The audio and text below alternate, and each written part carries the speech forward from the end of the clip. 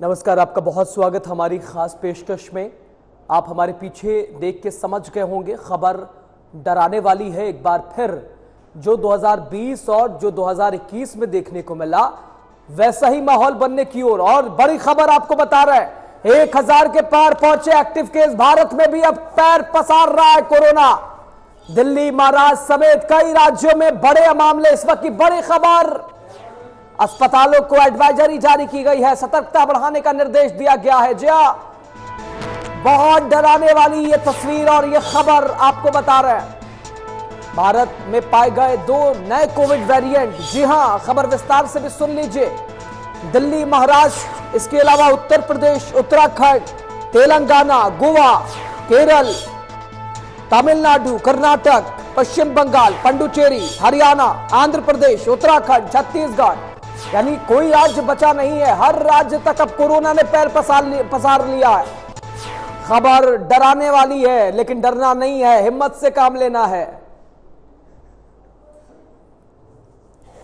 खबर विस्तार से आपको बता दे रहे हैं। कोरोना वायरस एक बार फिर से देश में दस्तक दे चुका है, जिस पर स्वास्थ्य मंत्रालय से लेकर राज्य सरकारों तक की नजरें बनी है। सोमवार को स्वास्थ्य मंत्रालय की तरफ से जारी किए गए ताजा आंकड़े के अनुसार कोरोना से संक्रमित सक्रिय मामले 1009 पहुंच गए। जी 1000 के पार आंकड़े पहुंच गए, जिसमें से 752 मामलों की पुष्टि हाल ही में हुई है। और बीते 2 हफ्तों में यह आंकड़ा 257 बताया गया था, लेकिन सोमवार को आए ताजा आंकड़ों में कैसे बढ़ गया यह आंकड़ा। इसके साथ ही 7 मौतों की पुष्टि भी हो गई है।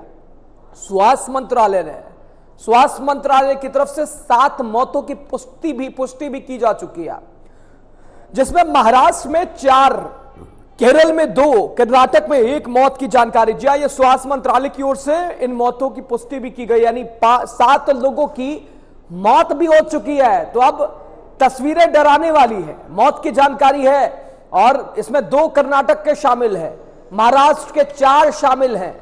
और अगर बातचीत की जाए तो केरल के 2 हैं, कर्नाटक के 1 है।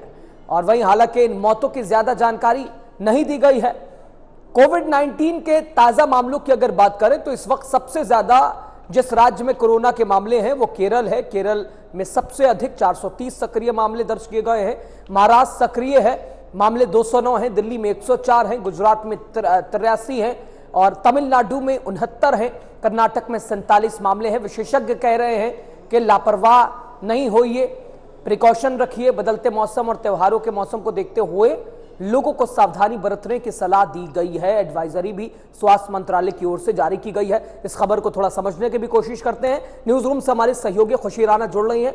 जरा खबर को विस्तार से समझते हैं। खुशी, फ्रेम पे ले लीजिए खुशी को, क्योंकि अब भारत में भी कोरोना ने पैर पसार लिए हैं। जो तस्वीरें 2020 में थी, 2021 में थी, पूरी दुनिया ने जिस वायरस से पूरी दुनिया चपेट में आई और सभी को जिसने हिलाकर रख दिया, इंसानी जीवन किस तरह से खतरे में रहा, एक बार फिर वैसे ही तस्वीर नजर आ रही है। क्या कुछ जानकारी खुशी फिलहाल कोरोना को लेकर जरा बताइएगा, ताजा मामला क्या कुछ है?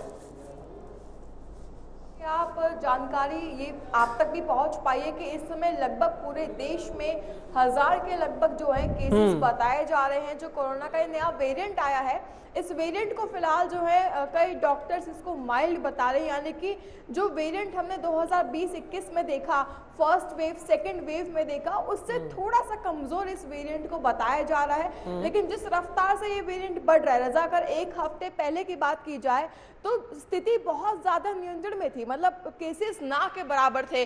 कई राज्यों में 1 या कई राज्यों में 2 इस तरह से केसेस हमने देखे थे। लेकिन पिछले 1 हफ्ते में जिस तरह से केसेस में राइज आया है, दिल्ली की ही बात की जाए, राजधानी में जो है लगभग 100 के लगभग केसेस जो है पिछले 1 हफ्ते में आए हैं।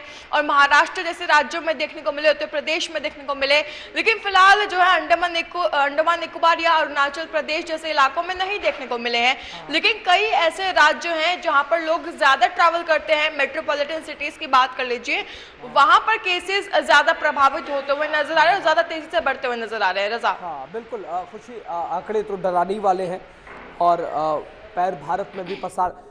खुशी, केरल में 430 सबसे ज्यादा केसेस है। बड़ी वजह क्या है? महाराष्ट्र ठीक उसके पीछे 209, 7 मौतें भी हो गई हैं।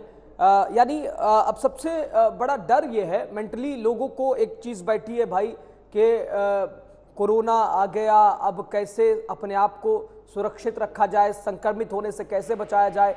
सवाल बहुत सारे हैं खुशी, लोगों को कैसे जवाब दिया जाए कि हमें कैसे सावधानी बरतनी है, इसके फैलाव से कैसे इसे रोका जा सकता है, क्योंकि अगर हम सावधान नहीं हुए, सतर्क नहीं हुए, तो यह आंकड़ा बहुत जल्दी बढ़ते वक्त नहीं लगेगा। बिल्कुल रजा, बात की जाए केरल की तो जाहिर सी बात है सबसे ज्यादा केसेस अभी तक जो है केरल में रिपोर्ट किए गए हैं। हाँ। जिसका कहीं ना कहीं कारण ये माना जा रहा है कि जो समुद्र के आसपास के इलाके कहीं ना कहीं वहां से जुड़ी हुई चीजें भी नजर आ रही हैं। जो लोग वहां पर ज्यादा ट्रैवल कर रहे हैं, पिछले कई महीनों में केरल में जिस तरह से हमने देखा कि वहां पर टूरिज्म भी बढ़ता हुआ नजर आया, तो कहीं ना कहीं उसको भी एक फैक्टर माना जा रहा है, क्योंकि कोरोना को जैसे कि हम सब जानते हैं कोविड-19 जो है ट्रांसमिट होता है एक फिजिकल कॉन्टैक्ट से। आप किसी को छुएंगे या उनके संक्रमण के आसपास पहुंचेंगे तो आपको दिक्कत होगी। तो इस तरह का भी कारण बताया जा रहा है। और साथ ही में आम जनता के मन में इस समय जो है बिल्कुल डर का माहौल बनता हुआ नजर आ रहा है। कई राज्यों के जो लोग हैं वो कहीं ना कहीं उन्होंने दोबारा से मास्क का उपयोग करना शुरू कर दिया है, घर में सैनिटाइजर रखने शुरू कर दिए हैं, क्योंकि जिस तरह से हमने 2020 और 21 का माहौल देखा था, रजा कई लाख लोगों ने जो है अपनी जान गंवाई थी, वो मंजर आज भी भूला नहीं जा सकता। उस चीज को, ताकि ऐसा कोई माहौल दोबारा ना बने, उसको नियंत्रण में रखने के लिए इस समय सभी राज्यों की सरकार तैनात हो गई है। खुद बात की जाए राजधानी की तो मुख्यमंत्री रेखा गुप्ता द्वारा कई गाइडलाइंस भी दी गई थी। बात की जाए फिलहाल अन्य राज्यों की तो महाराष्ट्र द्वारा भी जो है सभी चीजों को नियंत्रण में करने का प्रयास किया जा रहा है। सरकार उसको लेकर बड़े कदम उठा रही है, लेकिन आम जनता को फिलहाल जो है उन्हीं चीज़ों को फॉलो करने की जरूरत है जो उन्होंने 2020-21 में करी। एक दूसरे से दूरी बना के रखिए, एक दूसरे के जो अगर आपको लगे कोई बीमार है, किसी को बुखार जैसी आप बने रहिए हमारे साथ। सीनियर डॉक्टर भी हमारे साथ, जनरल फिजिशियन जुड़ चुके हैं, डॉक्टर दिवाकर तेजस्वी सर। लौट रहे आपके पास खुशी, एक बार फिर आपका बहुत स्वागत डॉक्टर साहब। इससे पहले जी बहुत धन्यवाद। 2-3 बारी बात करी है, और आप वो लोग हैं कि जब कोरोना पीक पर था तो आप लोग वो योद्धा थे जिन्होंने इसे लड़ने से, इसके मुकाबले करने में अहम योगदान, अहम भूमिका आप लोगों ने निभाई है। और ये बिल्कुल गलत नहीं है कि धरती के भगवान आप ही लोग हैं। फिलहाल डॉक्टर साहब जिम्मेदारी फिर बढ़ने वाली है, क्योंकि 1000 से ज्यादा ये केसेस जो भारत में भी पैर जिस तरह से कोरोना ने पसार लिया, ये आंकड़े डराने वाले हैं। डॉक्टर साहब, अब कैसे, जो कि डर का माहौल जो है लोगों के बीच, कैसे उन्हें दूर किया जाए, कैसे बताया जाए, फैलाव से कैसे बचा जाए? जी देखिए, जरूरी बात हो गई है, अभी सतर्क रहने की आवश्यकता है, क्योंकि बड़ी तेजी से संख्या वृद्धि हो रही है। और हम लोग जब सब जानते हैं कि ये रेस्पिरेटरी ट्रैक्ट से बढ़ता है, फैलता है, सांस लेने में, खांसने छींकने में नजदीक से एक से दूसरे वायरस का प्रवेश हो जाता है। और ये जो वेरिएंट आया है JN.1 और उसके जो 2 सब वेरिएंट हैं LF.7 और जो NB 1.1.8.1, ये सब बहुत ज्यादा ट्रांसमिसिबिलिटी इनकी है, एक से दूसरे में जो संक्रमण की संभावनाएं हैं वो बहुत ज्यादा हैं। लेकिन ये अभी तक सुकून की बात है कि इसकी पैथोजेनिसिटी या जो सीवियरिटी इन्फेक्शन के अंदर जो डिजीज उत्पन्न करने की वो कम है, लेकिन जितनी तेजी से फैल रहा है और जी डॉक्टर साहब, और सतर्क रहते हुए और अपने स्वास्थ्य का ध्यान रखना जरूरी होगा। और ये फैले नहीं, इसका ध्यान रखना जरूरी होगा, क्योंकि अगर ये फैलेगा तो ये अन्य म्यूटेशंस भी कर सकता है, जो कि सीवियर वेरिएंट का फॉर्म ले सकता है और गंभीर सीवियरिटी के साथ रोग उत्पन्न कर सकता है। तो इसलिए अभी सतर्क रहना और बचने के लिए कि एक से दूसरे में फैले नहीं, अभी सोशल डिस्टेंसिंग और जो भीड़ भाड़ वाले इलाके हैं वहां से अवॉइड करना है। अगर जाना जरूरी नहीं है तो अवॉइड करें। साथ ही साथ मास्क का प्रयोग करना है और हैंड हाइजीन, जो हाथ को धो करके रखना है, जिससे कि अगर कोई सरफेस एरिया पर कहीं पर भी अगर वायरस है भी तो उसके आपके गंदे हाथ से नाक और मुंह टच करने से वो आपके शरीर में न प्रवेश कर पाए, नाक और मुंह के श्वास के द्वारा। तो इसलिए हैंड हाइजीन भी प्रॉपर मेंटेन करना जरूरी है, मतलब कि हाथ को साफ रखते, धोते रहें और साथ ही साथ मास्क का प्रयोग करें। और किसी भी व्यक्ति को आज के दिन में अगर सर्दी खांसी बुखार हो रही है तो उन्हें आइसोलेशन में रहना चाहिए, क्योंकि एक से दूसरे में ये बहुत तेजी से फैलने की क्षमता रखता है। हाँ ठीक है, ठीक है। खुशी राना है हमारे साथ क्या अभी? ठीक, चलिए, बहुत शुक्रिया आपका, खुशी आप जुड़ी, आपने तमाम जानकारी साझा की। डॉक्टर साहब वापस लौट रहा हूँ आप ही के पास। सहयोगी लगातार हमारी हर खबर पर जुड़ी रही और लगातार भारत की तमाम तस्वीरें बता रही थी, कहाँ कितने केसेस आए हैं। और इसमें सबसे आगे डॉक्टर साहब केरल 430 केसेस, और उसके जस्ट पीछे महाराष्ट्र 209 केसेस, दिल्ली 104, गुजरात, तमिलनाडु, कर्नाटक, उत्तर प्रदेश, राजस्थान, पश्चिम बंगाल, हरियाणा, आंध्र प्रदेश, मध्य प्रदेश, उत्तराखंड, छत्तीसगढ़, गोवा, तेलंगाना। डॉक्टर साहब, यानी पूरे राज्यों में अब ये संक्रमण जो है फैलता जा रहा है। एक बार फिर, क्योंकि जो तस्वीरें थी डॉक्टर साहब 2020 की, जो तस्वीरें 2021 की थी, जिसने पूरी दुनिया को हिलाकर रख दिया जिस वायरस ने, एक बार फिर बिल्कुल वही तस्वीरें और वही सिचुएशन पैदा हो रही है। डॉक्टर साहब, कैसे अब इससे बचा जाए, कैसे प्रिकॉशन रखा जाए, बड़ा सवाल है। जी, निश्चित तौर पे जितनी तेजी से जितने राज्यों में फैला है अभी विगत चंद दिनों में, इससे सतर्क रहना बहुत ही आवश्यक है। और साथ ही साथ ये भी देखना जरूरी है कि आप और ये राज्यों में और ज्यादा ना बढ़े। इसके लिए सबसे इंपॉर्टेंट चीज है कि आप अभी सोशल डिस्टेंसिंग और भीड़ भाड़ वाले इलाके से परहेज करें। यदि बहुत आवश्यक नहीं है तो न जाएं, और साथ ही साथ मास्क का प्रयोग भी करना शुरू करें। अगर भीड़ वाले पब्लिक एरिया में जा रहे हैं तो वेंटिलेटेड एरिया में रहे। जो भी जिनको भी अगर सर्दी खांसी बुखार है, आइसोलेटेड रहे, क्योंकि अगर कभी भी वो भीड़ भाड़ वाले इलाके में जाएंगे तो एक से दूसरे में फैलने की संभावनाएं प्रबल होंगी। क्योंकि ये जो वेरिएंट आया है ये बहुत ज्यादा संक्रामक है, बहुत ज्यादा एक से दूसरे में इन्फेक्शन फैलाने की क्षमता रखता है। लेकिन अभी तक ये सुकून की बात है कि ये घर पर ही ठीक हो जा रहा है। लेकिन अगर कोई भी कोमॉर्बिड कंडीशन के लोग हैं आपके घर में, एजेड हैं, बूढ़े हैं, बुजुर्ग हैं, जिन्हें कैंसर है, कोई इम्यून सिस्टम को सप्रेस करने वाला दवाइयां चल रही हैं, किडनी के रोगी हैं, अनकंट्रोल्ड ब्लड प्रेशर है या डायबिटीज है, तो वैसे लोगों को बहुत ज्यादा सावधानी बरतनी आवश्यक है। प्रेग्नेंट लेडीज हैं, इन सबों को बहुत ज्यादा सावधानी रखने की आवश्यकता है। और उन लोगों को तो कतई कभी भीड़ भाड़ वाले इलाके में जाना अभी उचित नहीं होगा, क्योंकि कोमॉर्बिड वाले कंडीशन में जिनकी स्थिति थोड़ी स्वास्थ्य थोड़ा कॉम्प्रोमाइज्ड है, जैसे कैंसर के रोगी हैं, तो उनमें अगर ये इन्फेक्शन होता है, हालांकि सामान्य व्यक्तियों के लिए माइल्डर इन्फेक्शन है, ठीक हो जाता है, लेकिन उन लोगों में ये जानलेवा भी साबित हो सकता है। इसलिए विशेष वल्नरेबल ग्रुप जितने हैं, जो बुजुर्ग हैं, उन लोगों को अभी बहुत ज्यादा सावधान रहना आवश्यक है। और उन लोगों को कभी भीड़ भाड़ वाले इलाके से परहेज रखें, नहीं ले जाने दें, और साथ ही साथ अपना हैंड हाइजीन प्रॉपर मेंटेन करें। और बहुत बार देखा गया कि जिन लोग जो वल्नरेबल लोग हैं उन्हें बूस्टर डोज भी दिलाने की आवश्यकता पड़ती है। और बूस्टर में ये ओमिक्रॉन का जो भी सब वेराइटी है, हर एक साल उसको बूस्ट किया जाता है, जो उस वेरिएंट के अनुरूप वैक्सीन में बनाए मॉडिफिकेशन होते हैं। जैसे फ्लू वैक्सीन हर साल WHO नए स्ट्रेन के साथ फ्लू का वैक्सीन लेकर के आता है, उसी तरह इसमें भी अपडेशन होता रहे। और जो लोग वल्नरेबल हैं उनको बूस्टर डोज भी पड़ना आवश्यक होगा। और साथ ही साथ अभी सोशल डिस्टेंसिंग और अपने को स्वस्थ रखने के लिए भीड़ भाड़ वाले इलाके से बचना बहुत जरूरी होगा। हाँ डॉक्टर साहब, चूंकि जिस तरह से ये आंकड़े बढ़ रहे हैं, चूंकि कई दिनों से 200 से नीचे ही थे, 257 260 के आसपास थे, लेकिन अब 1000 का ये आंकड़ा पार हो गया है, तो ये तो लग रहा है कि ये आंकड़े बढ़ते रहेंगे, या कैसे कंट्रोल कैसे किया जा सकता है डॉक्टर साहब? सिचुएशन डराने वाली है, लोगों में फिर पहले जैसा डर उत्पन्न होने लगा है डॉक्टर साहब।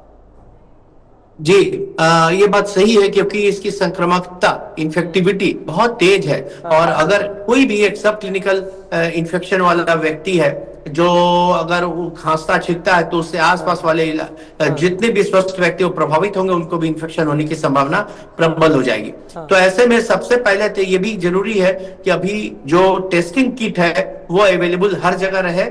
और जो लोग भी व्यक्ति अपने टेस्टिंग किट से, अब सब लोग पिछली बार से हम लोग सीख चुके हैं कि किस तरह से अपना पल्स ऑक्सीमीटर से ऑक्सीजन देखना है, किस तरह से अपने को टेस्ट कर लेना है सेल्फ टेस्टिंग किट के द्वारा। अगर पॉजिटिव आता है तो कैसे आइसोलेशन में रहना है, तो सेल्फ टेस्टिंग किट भी अवेलेबल करानी आवश्यक है, जिससे कि उन्हें पता चले कि वो फ्लू नहीं है, वो कोरोना वायरस है, या अन्य तरह की सर्दी खांसी बुखार नहीं है।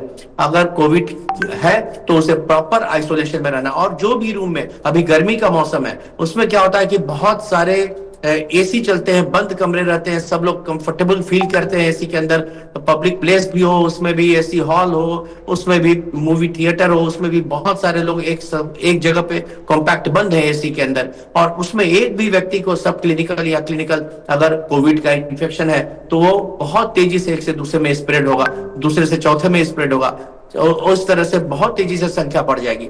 और जो गंभीर चुनौती उस समय होगी जब संख्या बढ़ेगी, अभी तक तो ये माइल्डर फॉर्म में है, ये वेरिएंट जो है बहुत सीवियर इन्फेक्शन नहीं कर पा रहा है, लंग्स को डैमेज नहीं कर पाता है, या फिर पेनक्रियास को या किडनी को डैमेज नहीं कर रहा है, इन्फ्लेमेशन बहुत ज्यादा शरीर के अंदर उत्पन्न नहीं कर पा रहा है और शरीर इस वायरस को क्लियर करने को सक्षम है। लेकिन अगर ये वेरिएंट ये बहुत ज्यादा मल्टीप्लाई करना शुरू करेगा, डिफरेंट स्प्रेड इतनी ज्यादा हो जाएगी और मल्टीप्लिकेशन इतना ज्यादा होने लगेगा, तो हो सकता है कि ये अपना प्रारूप पुनः चेंज करे, सब वेरिएंट के जो म्यूटेशंस हो, ऐसे म्यूटेशंस हो जाएं जो कि गंभीर फिर बीमारियां उत्पन्न करने को सक्षम हो जाए। तो ऐसी स्थिति में ये बीमारी फैले ही नहीं, यहीं पर इसको रोक देना आवश्यक है। और इसके लिए अभी से ही पूरी तरह से सतर्कता रखते हुए मास्क का प्रयोग, किसी भी व्यक्ति को हल्का भी सिम्टम है उसे नजरअंदाज नहीं करना चाहिए, उसे आइसोलेशन में चले जाना चाहिए, उसे पब्लिक प्लेस पे कतई नहीं, खुद ही नहीं आना चाहिए। और जब तक कि वो उसकी सर्दी, खांसी, बुखार या देह हाथ में दर्द या कोई भी उस तरह का सिम्टम पूरी तरह से ठीक ना हो, क्योंकि टेस्ट नहीं हो पाएंगे अगर वो कोविड है, कोरोना है। एक भी व्यक्ति कहीं मॉल चले गए, कहीं स्टेशन चले गए, कोई एयरपोर्ट चले गए जहां भीड़ भाड़ है, तो वहां पर दूसरे तीसरे चौथे सबको होने की स्थिति बन जाएगी और ये बहुत तेजी से फैलेगा, और फैलने के बाद ऐसा ना हो कि म्यूटेट करके अपना कोई गंभीर प्रारूप भी बना ले। बहुत ज्यादा डॉक्टर साहब प्रिकॉशन रखने की जरूरत है, चूंकि फिलहाल आप भी कह रहे थे मौसम भी बदल रहा है, फिर हम एसी में रहते हैं, एसी से बाहर निकलते हैं, बाहर का तापमान, एसी का तापमान, दोनों में बड़ा अंतर है। अब ऐसे में अगर नॉर्मल वायरल है, खांसी है, सर्दी है, जुकाम है, तो अब कैसे बताएं लोगों को कि ये इस कोरोना से अलग है, ये नॉर्मल वायरल है। अब इसमें लोग उलझ जाते हैं और एक डर ना बैठ जाता है और मेंटली भी इसका असर पड़ता है। अब कैसे बताएं कि ये नॉर्मल वायरल है या फिर ये कोरोना का नया वेरिएंट है, उसकी चपेट है? तो ऐसे में प्रिकॉशन भी कितनी रखनी जरूरी है? जी, ये जानने के लिए सबसे पहले कि अगर आपको सर्दी, खांसी, बुखार इस मौसम में हो रहा है, चाहे वो फ्लू से हो रहा है, चाहे वो कोविड से हो रहा है, आइसोलेशन जरूरी होगा। लेकिन जो कॉमन फ्लू है उसमें सर्दी, खांसी, नाक का बहना, आंख का बहना, छींक आना, ये सब तो कॉमन है। लेकिन कोविड में अगर वो सीवियर है हो रहा है तो उसमें आपका loss of taste, loss of smell भी होने शुरू हो जाते हैं। और इस तरह के कोविड जो अभी वाले वेरिएंट है उसमें थोड़ा पेट की गड़बड़ियां भी शुरू हो रही हैं, लूज मोशन शुरू हो रहा है। और अगर आपके घर में कोई बुजुर्ग है जिन्हें की सर्दी, खांसी, बुखार हुई है और उन्हें सांस लेने में तकलीफ होने लगी है, या पल्स ऑक्सीमीटर में ऑक्सीजन की कंसंट्रेशन जो है कम बताने लगा है, तो आपको तुरंत हॉस्पिटलाइज करना उन व्यक्ति को जरूरी होगा, क्योंकि उनकी प्रॉपर टेस्ट हो और प्रॉपर इंटरवेंशन समय रहते हो जाए। तो इस तरह से आप इसको डिफरेंशिएट कर सकते हैं कि ये नॉर्मल है कि नहीं है। और दूसरी चीज है कि टेस्टिंग किट की अवेलेबिलिटी भी अभी जल्द से जल्द सरकार को कराने की आवश्यकता है। और साथ ही साथ जो बूस्टर डोज है उसे भी, जो जिसमें कि ओमिक्रॉन के ये सब वेरिएंट इनकॉर्पोरेटेड है, 2024-25 में WHO ने भी इस तरह के बूस्टर डोज को एडजस्ट करते हुए बनाया था, वो भी अवेलेबल कराने की आवश्यकता है, जिससे कि जो वल्नरेबल पॉपुलेशन है उन लोगों को तुरंत बूस्टर डोज पड़ जाए और किट के द्वारा अपना जांच भी सब लोग सुविधा से अपने घर पर कर पाए कि अगर सर्दी, खांसी, बुखार है, हमको कोविड तो नहीं है, ये जानकारी भी हो जाए। और आइसोलेशन अपने को जरूर से रखें, किसी को भी कोई भी सिम्टम हल्का भी खांसी, सर्दी, बुखार का भी आ रहा है तो वो जरूर से आइसोलेटेड रहे। और अभी शादी ब्याह का सीजन है, अभी गर्म है, तो एसी हर जगह, लोग कॉम्पैक्ट रूम के अंदर में सब लोग रह रहे हैं, या फिर कोई फंक्शन हो रहा है, पार्टी हो रही है, तो उसमें भी जिस व्यक्ति को भी यदि खांसी, सर्दी, बुखार है वो कॉम्पैक्ट एरिया के अंदर में न रहे और वो भी अपने घर में भी आइसोलेशन में रहे, तो उसका रूम प्रॉपरली वेंटिलेटेड रहे, इसका ध्यान रखें, जिससे कि वायरस का कंसंट्रेशन उसके रूम में न रहे। क्योंकि बाहर के अगर कोई भी अपने आपके रिलेटिव आते हैं उस रूम में तो उन्हें तुरंत इफेक्ट न करे, इसलिए प्रॉपर वेल वेंटिलेटेड रूम में रहना आवश्यक है। पहले जिन लोगों ने वैक्सीन को लेकर भी कई तरह से चर्चाएं रही, गॉसिप इस पर भी हुए, लेकिन जो वैक्सीनेटेड थे, जिन्होंने वो असरदार रहेंगी, वैक्सीन असरदार है, या बूस्टर डोज लेना यहाँ जरूरी हो जाता है इस सिचुएशन में? जी, अभी ये देखा गया है कि ये वैक्सीन जो लिए हुए हैं और ये वैक्सीन भी इस सब वेरिएंट के अगेंस्ट कारगर सिद्ध हुआ है। भले ही कभी कभी इम्यून एस्केप करता है, वैक्सीन के बाद भी आपको इन्फेक्शन होने की संभावनाएं हो सकती हैं, लेकिन वो माइल्डर इन्फेक्शन होता है। वो खाली पॉजिटिव होकर के, माइल्ड इन्फेक्शन होकर के अगर आप वैक्सीनेटेड है तो वो समाप्त हो जाता है। लेकिन अगर वैक्सीनेटेड नहीं है तो उसकी सीवियर इन्फेक्शन होने की संभावना बढ़ती है, और विशेषकर वैसे बुजुर्गों में जो इनका इम्यून सिस्टम कॉम्प्रोमाइज्ड है उनमें और ज्यादा सीवियर इन्फेक्शन होने की संभावना बढ़ती है। तो जो प्रॉपर वैक्सीन है वो इस वेरिएंट के अगेंस्ट भी कारगर है। बिल्कुल, चले, बहुत शुक्रिया डॉक्टर दिवाकर तेजस्वी सर, आपने अपना कीमती वक्त एक बार और दिया। और निश्चित तौर पर आप वो लोग हैं जो कि कोरोना की जब पहली लहर थी तब भी आप लोग योद्धा थे, और आप वो लोग हैं जो धरती के भगवान हम जिन्हें कह सकते हैं। और फिलहाल आप लोगों की जरूरत, आप लोगों की भूमिका बड़ी महत्वपूर्ण है डॉक्टर साहब, लगातार उसके लिए आप लोग काम भी कर रहे हैं। बहुत शुक्रिया, आपने अपना कीमती वक्त दिया।